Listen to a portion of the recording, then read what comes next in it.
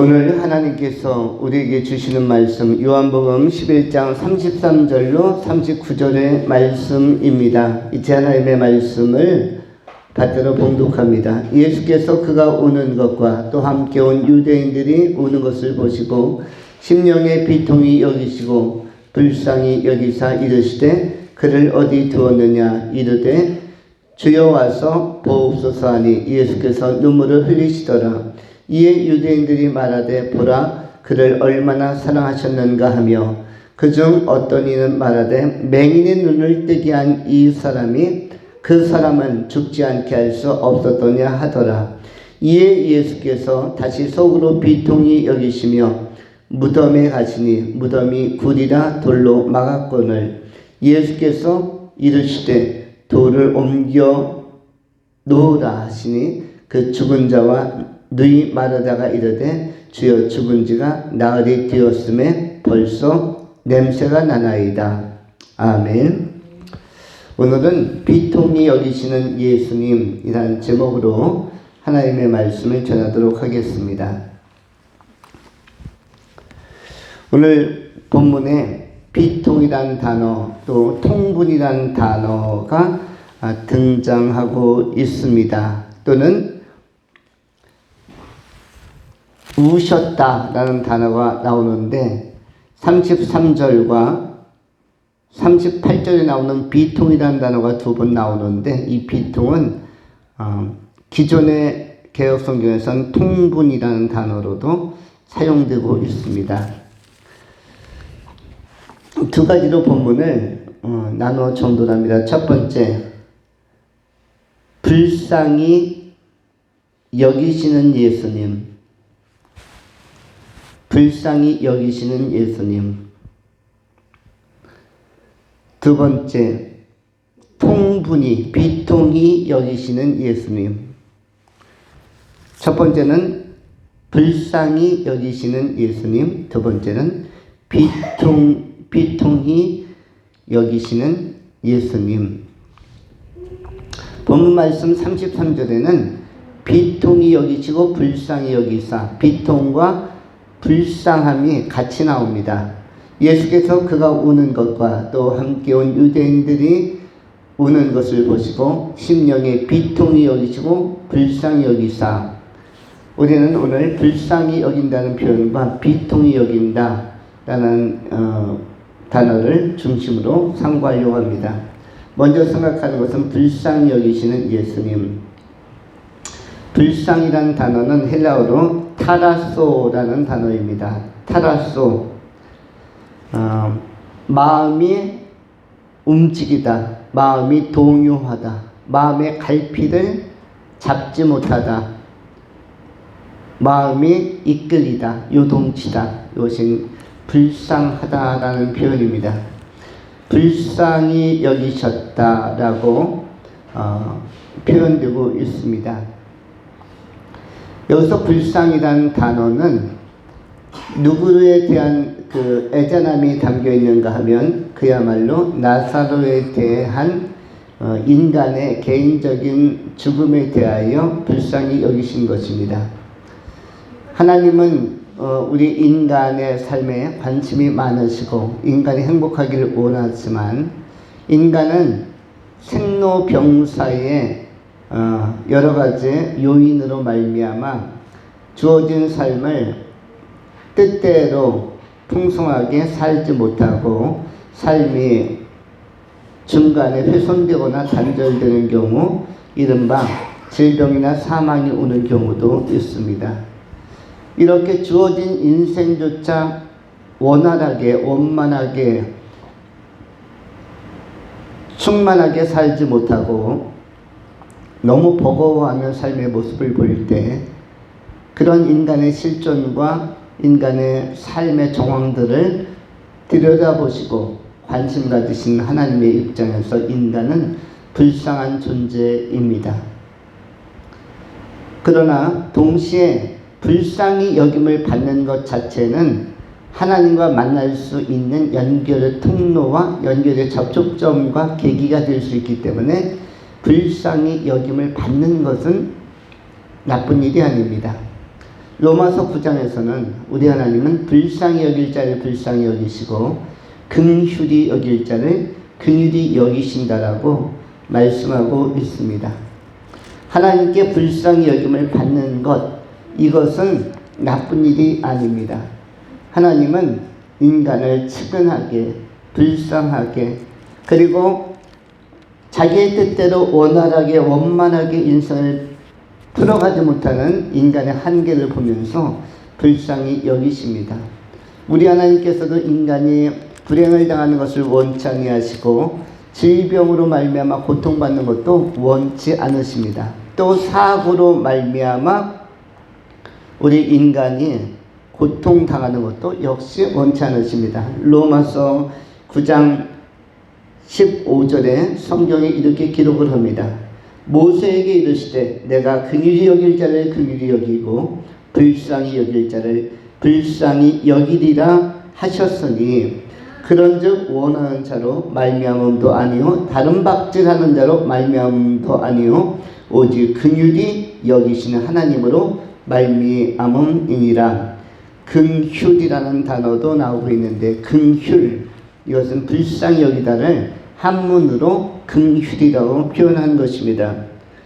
헬라어로는 엘레오스라는 단어인데 우리 하나님께서 자비하심으로 또 사랑하심으로 그 영혼과 인생을 정말 아끼심으로 갖는 감정이 거기에 공감하고 이 공감과 동의를 표현하는 것이 바로 이 불쌍히 여기다, 긍휼히 여기다 라는 용어라고 할 수가 있습니다. 긍휼히 여기는 자는 긍휼히 여김을 받을 것이요, 이것은 산상수훈 팔복에도 나오는 내용이라고 할 수가 있습니다. 우리 하나님의 정서는 긍휼히 여기는 정서 또는 불쌍히 여기는 정서, 공감하는 정서이기도 합니다. 우리 하나님은 인간 이해에 능하시고 또 우리 구주 예수 그리스도는 친히 말씀이 육신되어 있다고 오셨기 때문에 인간 이해에 대하여 더 심오하시고 어찌하면은 객관적으로 우리 인간을 파악하는 것보다 주관적으로도 나보다도 나를 더 잘 아신다. 나보다 나를 더 잘 이해하신다.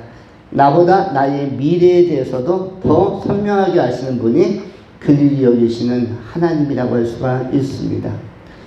우리가 왜 스스로 괴로워하는지, 왜 염려하는지, 왜 자신의 문제를 풀지 못하는지, 왜 자신의 사고에 한계에 갇혀 있는지를 우리 인간은 스스로도 알지 못합니다. 내가 왜 이럴까?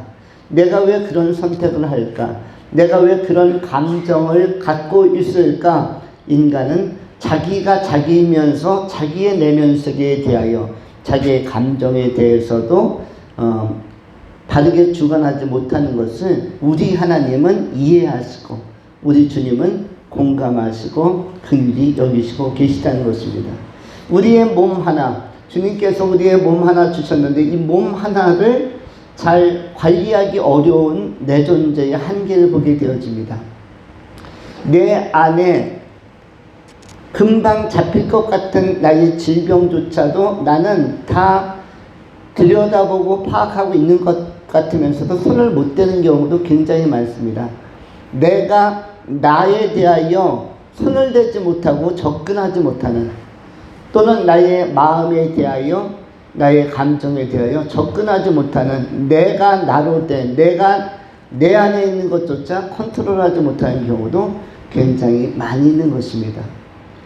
우리는 내 것이면 내가 다 할 수 있다라고 생각하고 나라면 내가 책임진다라고 생각하지만 내 자신에 대하여, 내 자신의 길에 대하여, 내 자신의 선택에 대하여 책임지지 못하는 영역도 굉장히 많습니다. 내가 나로 돼 나를 관리하지 못하고 나를 조절하지 못하고 컨트롤하지 못하는 것, 이런 한계성과 유약성, 연약성들이 참으로 많이 있는 것입니다.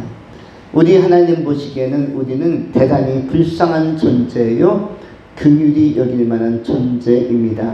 이른바 오늘 본문의 30절에 나오는 타라소의 그 정서와 타라소의 한계성, 예수님께서도 그 마음을 동원해서 마음을 움직여서 공감하시면서 이 타라소의 정서를 가지고 나사로의 죽음을 불쌍히 여기신 것입니다.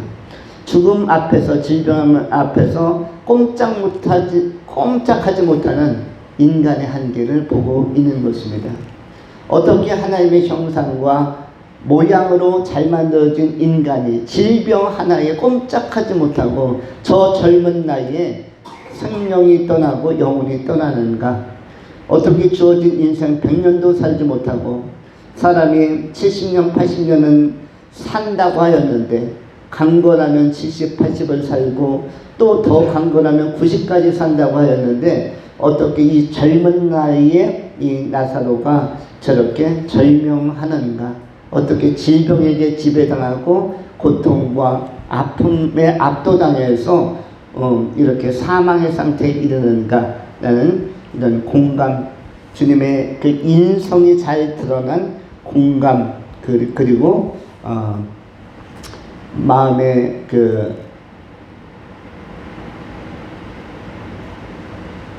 참여 또는 심정적인 위로, 이것이 다 담겨져 있는 단어가 불쌍이라는 단어입니다. 이 타라소의 문제는 우리 인간이 흙으로 만들어진 유약한 존재이기도 하지만 그 연약한 인간이 죄로 말미암아 한 번 더 깨어져서 마치 유리그릇에 금이 간 것처럼 외부적 상황에 의하여, 외부적 질병에 의하여 조금만 건드려도 깨어져 버리는, 그리하여 주어진 인생 90년, 100년도 다 채워가지 못하는 경우가 굉장히 많은 것을 보게 되는 것입니다. 우리는 오히려 불쌍히 여길 자를 불쌍히 여기시고 긍휼히 여길 자를 긍휼히 여겨주시고 관심 가지시는 우리 주님 앞에 의탁하면서 우리의 연약함을 고백하면서 주님 뜻대로 살기를 원합니다. 주님 뜻대로 되기를 원합니다. 주님의 뜻이 내 인생을 통하여 이루어지기를 원합니다. 라는 겸손한 마음으로 내려놓음의 마음가짐을 가지고 청지기의 정신을 가지고 남은 인생의 삶으로 말미암아 우리를 긍휼히 여기시고 격려하시고 위로하시는 하나님의 크신 함께하심의 손길을 체험하면서 임마누엘의 여정을 끝까지 살아내는, 하나님과 동행하는 귀한 성도님들이 되실 수 있기를 축원합니다. 두 번째로 비통히 여기시는 주님, 비통히 여기시는 주님, 달리 표현하면 통분히 여기시는 주님. 통분하다, 비통하다라는 단어는 헬라어로 엠부디 마오마이라는 단어입니다. 이 엠부디 마오마이는 탄식하시면서 또는 미워하면서 슬퍼하는 것입니다. 탄식하면서 슬퍼하고 미워하면서 슬퍼하고 증오하면서 슬퍼하고, 이것이 엠부디 마오마이, 통분히 또는 비통이라는 것인데, 그렇다면 도대체 무엇에 대하여 비통히 여기시는가? 33절에 심령의 비통히 여기시고 불쌍히 여기사, 또 38절에 예수께서 다시 속으로 비통히 여기시고 비통히 여기시며 무덤에 가시니 무덤이 굴이라 돌로 막혔거늘 예수께서 이르시되 돌을 옮겨 놓으라. 비통히 여기셨습니다. 여기서 비통이라는 단어가 왜 미움의 감정과 그리고 분노의 감정이 포함된 용어인지에 대하여 우리가 상고할 필요가 있습니다. 비통히 여기다, 통분히 여기다는 그냥 불쌍히 여기는 것이 아니라 뭔가 분노가 탑재되고 분노가 동반되고 수반된 그런 단어라는 사실을 기억할 필요가 있습니다. 어떠한 분노인가? 무엇에 대한 분노인가? 단순히 죽음 앞에서 무기력한 인간에 대한 분노도 아니요, 단순히 죽음에 대한 분노도 아니며 이 사망과 이 죽음을 초래한 원수 마귀 사단의 괴계와 선동, 또 사기, 영적 사기, 창세기 3장에서 아담과 하와 하나님께서 정성껏 만들고 에덴 동산에서 정말 행복하게 살아가도록 하나님의 형상과 모양으로 지혜롭게 잘 만든 이 인간을 공격해 들어간 사단 마귀에 대한 분노, 마귀에 대한 증오, 마귀에 대한 철저한 의의 심판에 대한 결의와 결단이 통분이라는 단어에 들어와 있고 비통이라는 단어에 들어와 있습니다. 통분, 분노가 거기에 개입되어 있고 게재되어 있고 내재되어 있는 것입니다. 사단 마귀를 향한 예수님의 분노가 있는 것입니다. 그래서 예수님은 원수를 사랑하라고 하셨지만, 그러나 원수라는 단어를 직접 사용하면서 적의를, 적개심을 드러낸 대상을 또한 명시하기도 합니다. 그것은 대적마귀, 원수마귀. 네 원수가 와서 그렇게 하였구나. 가라지를 알곡 가운데 뿌려놓았구나. 이렇게 원수, 대적이라는 단어를 쓴 것은 마귀에 대해서입니다.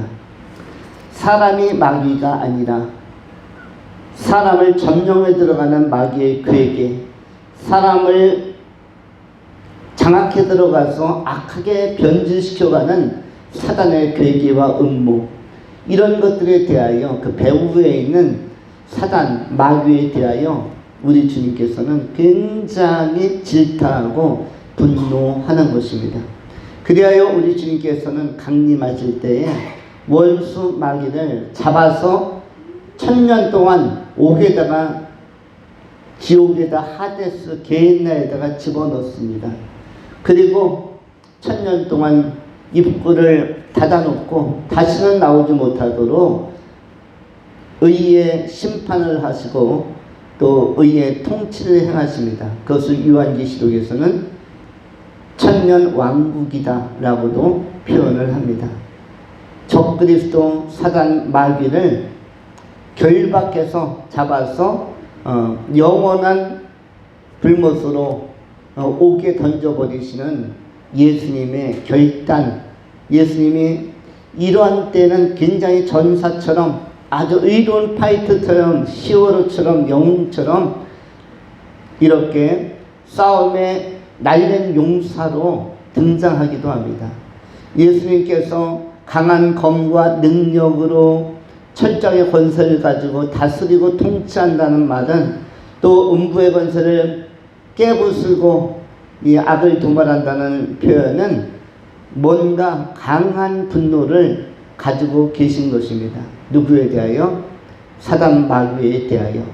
하나님의 나라에서 큰 배반을 일으키고 그리고 큰 소요를 일으키고 그 나라를 무질서하게 만들었던 원수마귀 사단에 대하여 예수님께서 아주 강하게 경계하는 것입니다. 베드로전서 5장 8절에는 베드로 사도가 이렇게 또한 경계의 말씀을 줍니다. 근신하라 깨어라, 너희 대적 마귀가 우는 사자같이 두루 다니며 삼키자를 찾나니 너희는 믿음을 굳건하게 하여 그를 대적하라. 이는 세상에 있는 너희 형제들도 동일한 고난을 당하는 줄을 알미라.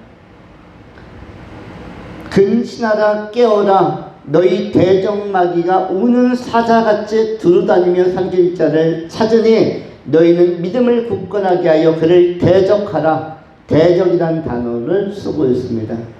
대적마귀라고 그렇게 표현하고 있습니다. 이만큼 마귀는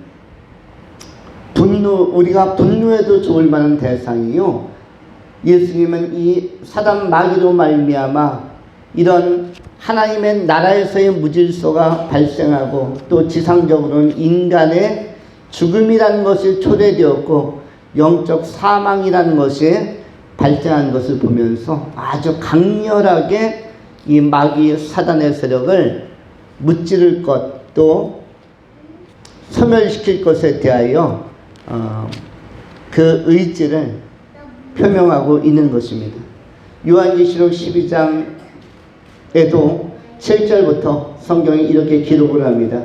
하늘에 전쟁이 있으니 미가엘과 그의 사자들이 용과 더불어 싸울세 용과 그의 사자들도 싸우니 이기지 못하여 다시 하늘에서 그들이 있을 곳을 찾지 못한지라. 큰 용이 내어 쫓기니 옛뱀 곧 마귀라고도 하고 사단이라고도 하며 온 천하를 꿰는 자라. 그가 땅으로 내어 쫓기니 그의 사자들도 그와 함께 내어 쫓기니라.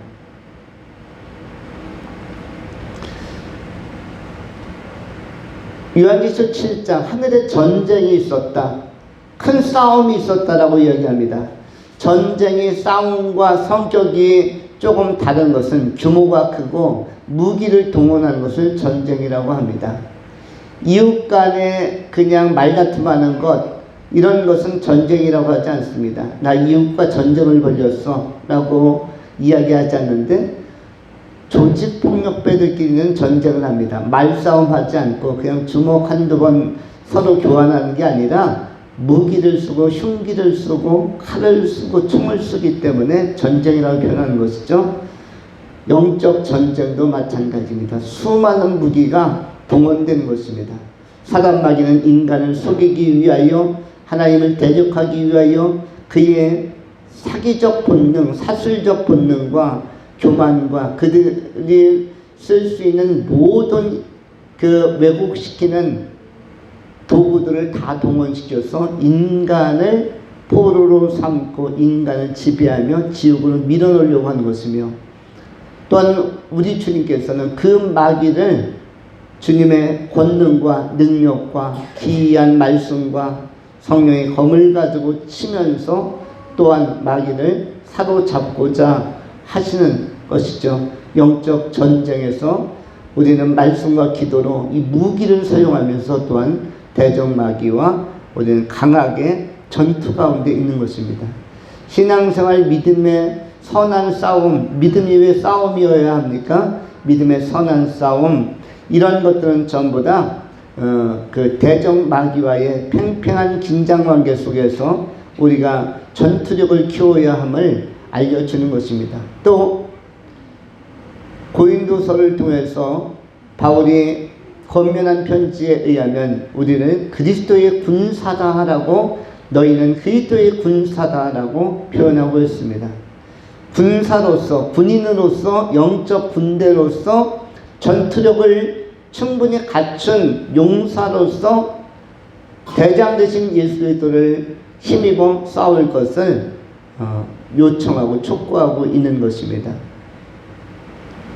바로 대적 마귀와 그리스도인과의 싸움은 계속적으로 일어나는데 우리는 그리스도의 군대에 속해 있기 때문이고 예수 안에 속해 있기 때문입니다. 예수 그리스도의 승리는 우리에게도 승리를 가져오고 그 승리의 가장 구체적인 내용과 결과물은 부활로 나타나는 것입니다.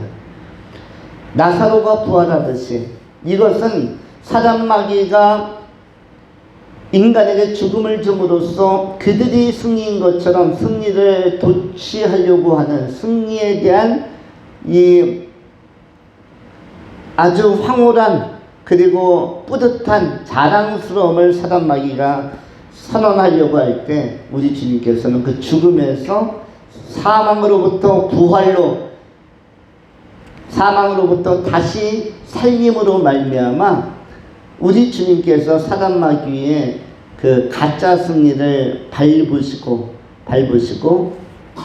완전하게 완벽하게 승리했음을 알려주는 것이 부활로서 나타나는 것입니다.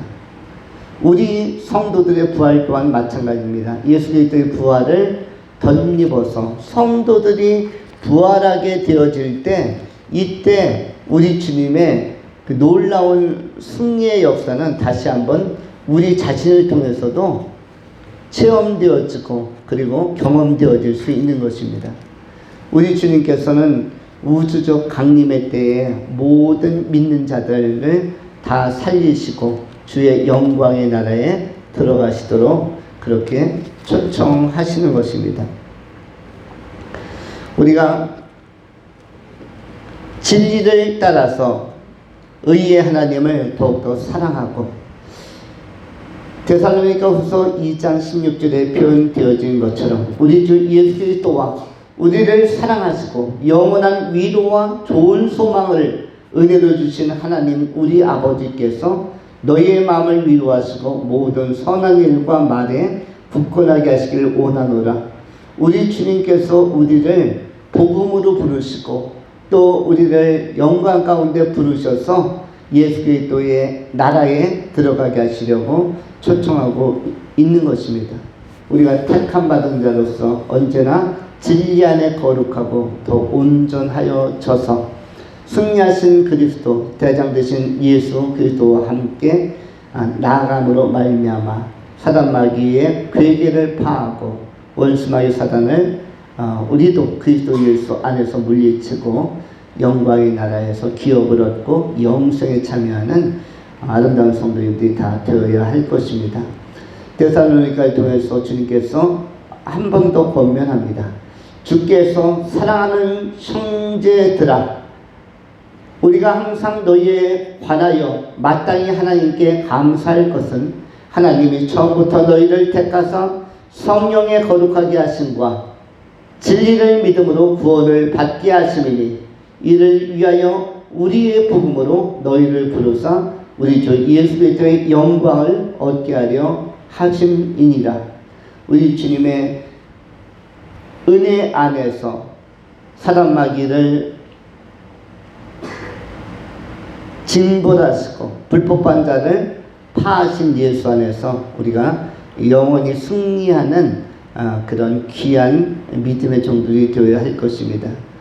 사단 마귀는 마지막 때에 이렇게 또한 역사한다라고 데살로니가후서 2장에 기록을 하고 있습니다.